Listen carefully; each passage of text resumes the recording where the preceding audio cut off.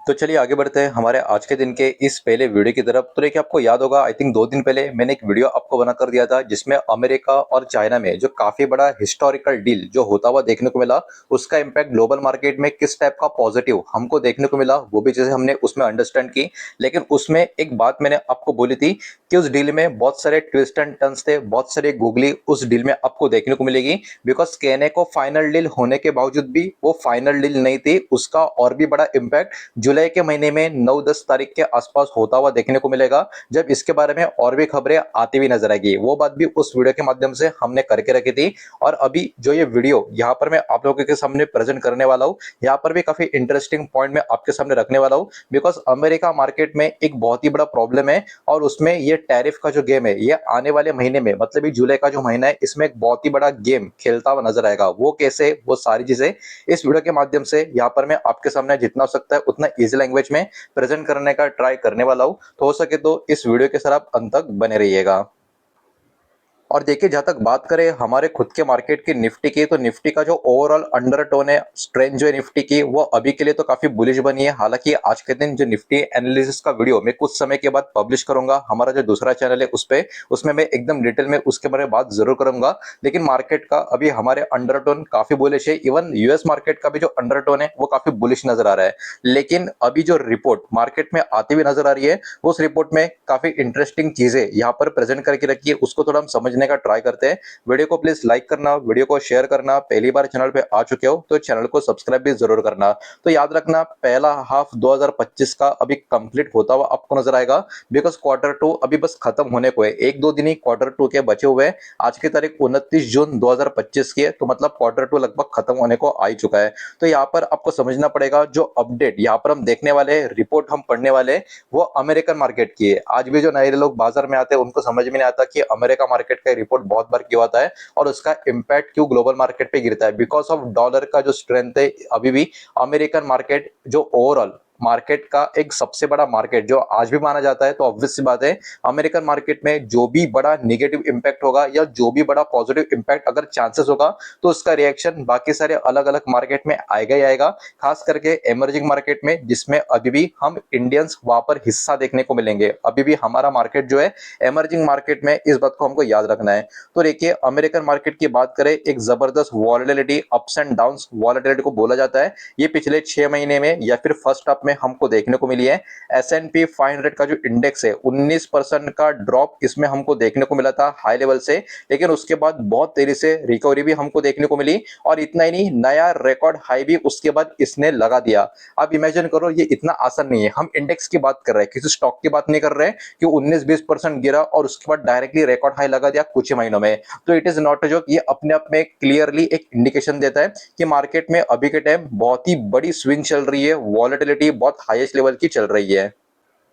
अब इसके अलावा बात करें, अभी जो सेकंड हाफ 2025 का शुरू होता हुआ हमको देखने को मिलेगा जुलाई 2025 से, some big global investor are being cautious about this recovery. तो अभी इतनी तेजी से जो पहले हाफ में ये जो मार्केट में रिकवरी आ चुकी है, अभी सेकंड हाफ में कहीं ना कहीं पूरा का पूरा ग्लोबल मार्केट के ऊपर बहुत सारे जो बड़े बड़े इन्वेस्टर्स है वो अभी खास करके कॉशियस आपको देखने को मिलेंगे। अब देखिए, although there has been some relief, अब इसमें कुछ रिलीफ भी है, उसके पीछे के कुछ कारण भी आपको नजर आएंगे। अब ये हाल फिलहाल में आपको पता होगा, ईरान और इसराइल के बीच में सीजफायर का एक पर्टिकुलर ऐलान आता हुआ नजर आ रहा था। हालांकि सीजफायर कहने को होता है, उसके बाद भी बहुत सारी चीजें हो सकती है। जैसे इंडिया पाकिस्तान का सीजफायर देखिए कितने सालों से है, लेकिन फिर भी इंडिया एंड पाकिस्तान के बीच में क्या क्या होते रहता है हम सबको पता है। तो ये सीजफायर बस एक कहने की बात है, इसके आगे भी बहुत सारी चीजें हो सकती है जो किसी के कंट्रोल में शायद से होती भी नहीं है। लेकिन फिर भी अभी जो एक पर्टिकुलर रिलीफ जो मार्केट में इन बिटवीन आती रही है, उसके पीछे का एक कारण भी है कि ईरान और इसराइल के बीच में भी सीजफायर होता हुआ नजर आया है। और यूएस चाइना का जो ट्रेड टॉक्स है वो अभी भी चल रहा है। हालांकि कुछ दिन पहले, 2 दिन पहले जो रिपोर्ट हमने देखी थी वो एक फाइनल रिपोर्ट थी, लेकिन फाइनल रिपोर्ट होकर भी उसमें बहुत बड़े ट्विस्ट एंड टर्न्स थे जो मैंने आपको एक्सप्लेन किए थे। अब देखिए, एक्सपर्ट ने वार्न किया है 5 मेजर रिस्क यहाँ पर यूएस मार्केट को अफेक्ट करते हुए नजर आ सकते हैं, वो वन बाय वन हमको यहाँ पर समझने पड़ेंगे।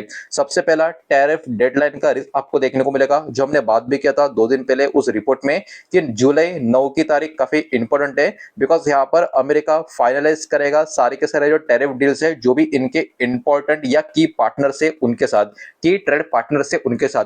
तो 9 जुलाई तक फाइनल हो जाएगा कि अमेरिका किसके साथ जो टैरिफ का डील है, या माफ कीजिए नॉट टैरिफ का डील, ट्रेड का जो डील है वो सारा करता हुआ नजर आएगा। और उसके बाद जिन लोगों के साथ या जिन कंट्रीज के साथ उनका डील हुआ नहीं है, उनके ऊपर 10%, यहाँ पर आप देख सकते हो 10% या उससे भी ज्यादा टैरिफ होते हुए लगाते हुए ये देखने को मिलेंगे। तो ये पर्टिकुलर न्यूज काफी खराब न्यूज देखने को मिलेगी उन कंट्रीज के लिए जिनके ऊपर टैरिफ लगेंगे। अब ये देखने वाली बात है कि जुलाई 9 के बाद ऐसे कौन से कंट्रीज होगी, ऐसे कौन से देश होंगे जिनके ऊपर अमेरिका डील नहीं करेगा और उनके ऊपर एक्स्ट्रा टैरिफ 10% या उससे ज्यादा का लगाता हुआ नजर आएगा। तो ये एक पर्टिकुलर पॉइंट यहाँ पर आपको याद रखना होगा। UK has already sign, UK ने ऑलरेडी साइन कर दिया डील किसके साथ, यूरोपियन यूनियन के साथ, और ये एक्सपेक्टेड किया जा रहा है आने वाले समय में इसके ऊपर भी एक फाइनल आउटकम आता हुआ नजर आएगा। लेकिन फिर भी यहाँ पर अनसर्टेनिटी कनाडा के साथ बनती हुई आपको देखने को मिल रही है, मतलब अभी भी कनाडा के साथ डील का कोई भी फाइनल आउटकम आता हुआ नजर नहीं आ रहा है। ट्रंप यहाँ पर थ्रेट करता हुआ आपको देखने को मिल रहा है, आप देख सकते हो Trump threats to break deals have worried investor. तो कहीं ना कहीं ये जो डील्स है इसको थ्रेट करना, ये ब्रेक हो सकता है, ये सब सारी चीजें बाहर आना ट्रंप की तरफ से इन्वेस्टर्स में क्या पर्टिकुलर एक एटमॉस्फेयर क्रिएट कर रहा है, नेगेटिव एटमॉस्फेयर क्रिएट कर रहा है। अब देखिए यूबीएस के जो पर्टिकुलर स्ट्रेटेजिस्ट है, इनका नाम यहाँ पर आपको देखने को मिलेगा स्टॉल करके। इन्होंने यहाँ पर एकदम क्लियरली बोला है market will stay unstable until final deals are done. मतलब ये 9 जुलाई की तारीख है, तब तक अगर डील्स होती है अच्छी बात है, तब तक डील्स नहीं होती है मार्केट में उसके बाद या उस तारीख के आसपास काफी अच्छी खासी अनस्टेबिलिटी भी हमको देखने को मिल सकती है। उसके अलावा दूसरा पॉइंट की बात करें तो देखिए Q2 अभी खत्म होने को है, मतलब अभी Q2 के रिजल्ट आना शुरू हो जाएंगे। तो यहाँ पर वीक अर्निंग का और प्रॉफिट का प्रेशर आ सकता है, बढ़ सकता है, और मार्केट उसके ऊपर नेगेटिव रिएक्ट कर सकता है, ये भी चीजें आपको देखने को मिल सकती है। Recent corporate trend supported the market, लेकिन Q2 का रिजल्ट, सेकेंड क्वार्टर का, ये अभी अपने आप में मार्केट का सबसे बड़ा एक टेस्ट होगा।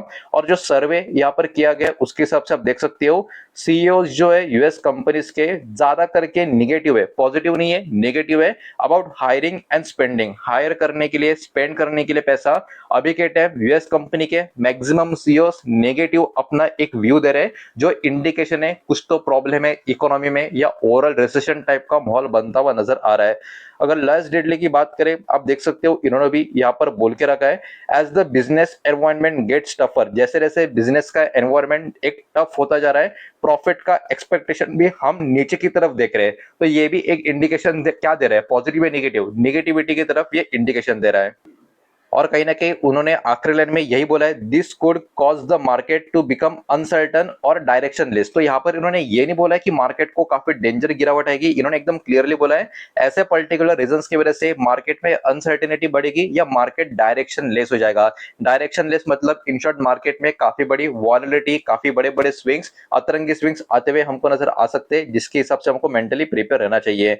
अब देखिए अभी जो हमने पहला पॉइंट देखा था उसमें यह था कि सीज फायर वाला मामला, मतलब पहले पॉइंट के पहले सीज फायर वाला मामला भी हमको देखने को मिला था, और जो मैंने आपको बोला भी था सीज फायर बस कहने को होता है, उसके बाद बहुत सारी चीजें हो सकती है। तो उसी से कनेक्टेड ये वाला पॉइंट भी आपको देखने को मिलेगा। जियोपॉलिटिकल रिस्क जो है अभी भी यहाँ पर बना हुआ है, पीस बिटवीन इजराइल और ईरान के बीच में जो हुआ है वो कहीं ना कहीं रिड्यूस करेगा, मदद करेगा रिड्यूस करने में तेल के प्राइसेस, कच्चे तेल के प्राइसेस, ऑयल के प्राइसेस। लेकिन अनसर्टेनिटी अभी भी बिल्कुल भी खत्म हुई नहीं है। ईरान का जो न्यूक्लियर प्रोग्राम है और चाइना का यूएस का जो रिलेशन है उसमें अभी भी बहुत सारे इश्यूज हमको देखने को मिल रहे हैं। और यहाँ पर जो अलग अलग स्ट्रेटेजिस्ट है सेमन, इन्होंने भी यहाँ पर बोला है risk remain high despite some relief. अगर यहाँ पर सिसफायर हो गया है, यूएस अमेरिका का ट्रेड डील का टॉक भी चल रहा है, फिर भी मार्केट में अभी भी बहुत सारे खतरे यहाँ पर देखने को मिल रहे हैं। थोड़ी बहुत रिलीफ होने के बाद भी मार्केट में खतरे अभी भी बने हुए हैं, ये बात भी यहाँ पर इन्होंने बोली है। Investor are also watching the new trade framework between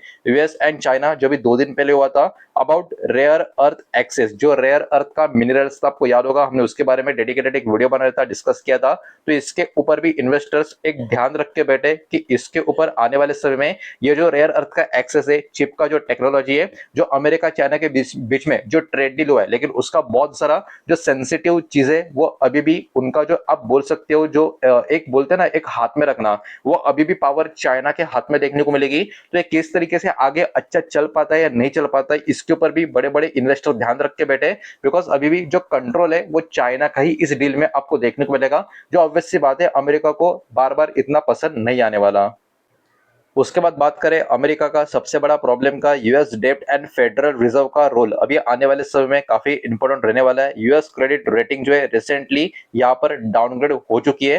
Trump propose new tax and spending policies could increase US डेब्ट इन कमिंग ईयर्स। आने वाले सालों में ट्रम्प का जो भी है नया टैक्स है, जो भी स्पेंडिंग है, वो कहीं ना कहीं ओवरऑल इसकी जो पॉलिसीज है ट्रम्प का, वो अमेरिका का जो डेब्ट है आने वाले सालों में और बढ़ा सकता है। ये बात यहाँ पर निकल कर आ रही है, जो अमेरिकन मार्केट के लिए क्लियर कट एक बहुत ही बड़ा नेगेटिव साइन है। नेल रॉबसन जो कोलंबिया के हैं, इन्होंने भी यहाँ पर एक पर्टिकुलरली बात बोली है कि big fall in market is less likely but being cautious is important. मतलब बहुत डेंजर वाला फॉल मार्केट में आना। अब बहुत डेंजर वाला फॉल का मतलब क्या, कोविड जैसा फॉल की बात करें, 2008 वाला जो क्राइसिस था वैसा फॉल की बात करें, तो वैसा फॉल आना काफी अनलाइकली है। लेकिन इस मार्केट में बिल्कुल भी हम हवा में रह नहीं सकते कि कुछ नहीं होगा ऊपर ही जाएगा, ऐसा नहीं हो सकता। मार्केट में कॉशियस रहना अभी के टाइम के लिए काफी जरूरी है।